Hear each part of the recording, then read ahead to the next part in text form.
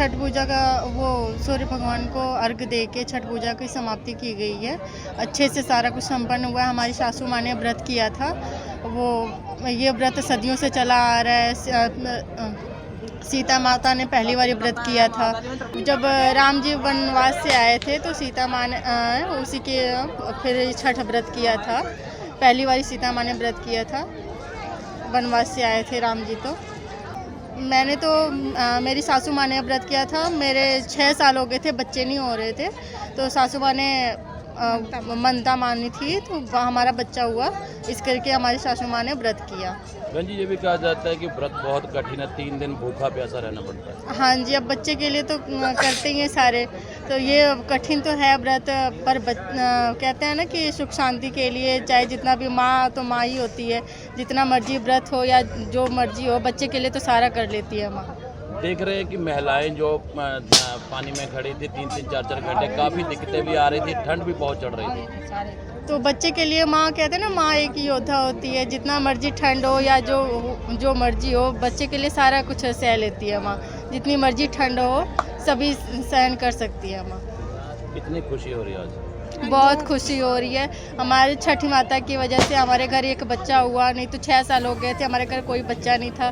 छठी माता से मनता मांगी थी कि हमारे घर बच्चा हो जाएगा तो व्रत करेंगे, तो बच्चा हो गया है, 2.5 साल का बच्चा हो गया। आज हमने व्रत किया है। आज जो है छठ पूजा का व्रत जो है पूरा हुआ। 3 दिन से व्रत रखते थे और जो है सूर्य देवता को अर्घ दे के आज संपन्न हो गया व्रत। तो ये जो है ज़्यादा कहते हैं लोग कि ज़्यादा कठिन व्रत है, लेकिन तो ये गलत है। ज़्यादा कठिन व्रत नहीं है।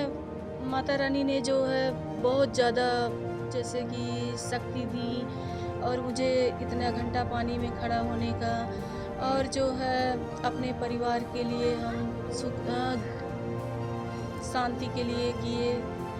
अपने जो है बड़े बेटे को बच्चा नहीं था, मानता करी थी, माता ने दी। इसके बाद से हम जो है व्रत स्टार्ट करते हैं। कहा जाता है व्रत भी काफ़ी कठिन होता है, क्योंकि काफ़ी देर पानी में भी रहना बड़ा मुश्किल होता है तो कठिन, लेकिन तो उनके आगे कुछ भी नहीं है माता रानी के, क्योंकि ये जो है छठ माता शक्ति देती हैं, हिम्मत देती हैं रखने का। ये महत्ता क्या होती है इस व्रत की? इस व्रत का ऐसा है कि जब सीता माता को वो जो है सभी लोग वो लगाए हुए थे, तो ब्रह्मदोष, तो ऐसा है कि वो छठ माता ने ये पंजाब में जो है ये जो नहर है वहाँ पे करी हुई थी, इसलिए जो है तभी से ये छठ पूजा का। जय श्री राम। जो छठ का पूजा है, भगवान रामचंद्र जी वनवास से गए थे। उस समय जब भगवान रामचंद्र जी वनवास में थे, तो सीता माता के ऊपर बहुत तकलीफ आई, बहुत परेशानियां का सामना करना पड़ा।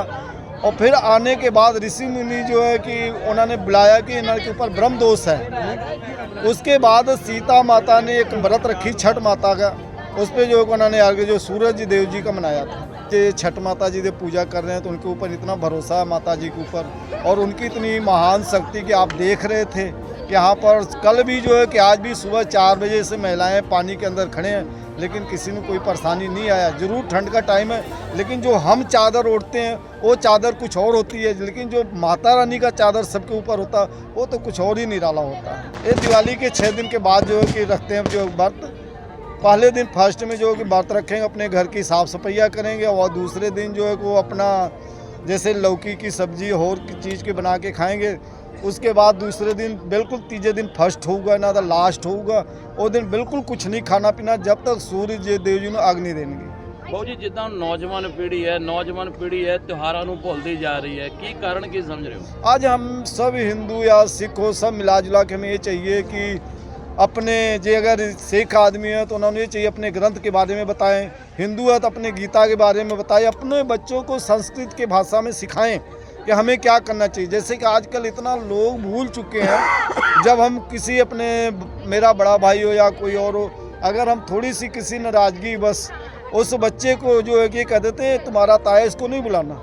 ये हमारी सबसे बड़ी जो है कि कमजोरी हमारी है, जो कि अपने बच्चों की शिक्षा दे रहे हैं। हमें चाहिए कि सुबह उठने के बाद वो बच्चा अपने माता पिता को, अपने ताया चाचा को, अपने इष्ट देवता को पहले जो है कि नमस्कार करे, उसके बाद वो अपना जो काम शुरू करे।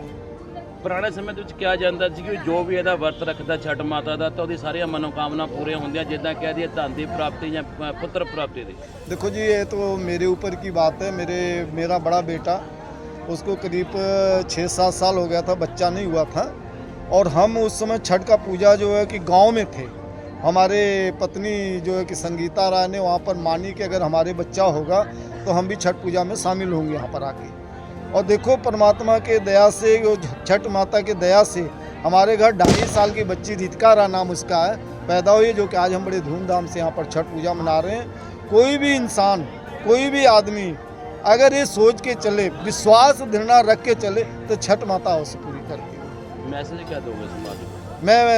मैं समाज को मैसेज दे रहा हूँ कि आप लोग जहाँ भी हो, परमात्मा माता रानी आपके ऊपर मेहर बना के रखें, और आप भी अपने बच्चों को जो है कि हर धर्म नाल जोड़ें। मेरी मम्मी ने रखा है। ये जैसे कि मम्मी ने बताया ही होगा, जैसे ये अपने बच्चों के लिए रखते हैं, और मेरी मम्मी ने अपने पापा के लिए रखा था। और ये शुरू हुआ था जब राम जी वनवास काट के आए थे अयोध्या में, तो इसलिए दिवाली मनाई जाती है। तो दिवाली के कुछ दिनों बाद, एक ही हफ्ते के अंदर अंदर फिर सीता माँ ने राम जी के लिए व्रत रखा था। ये उनके टाइम से ही शुरू है ये छठ पूजा का व्रत।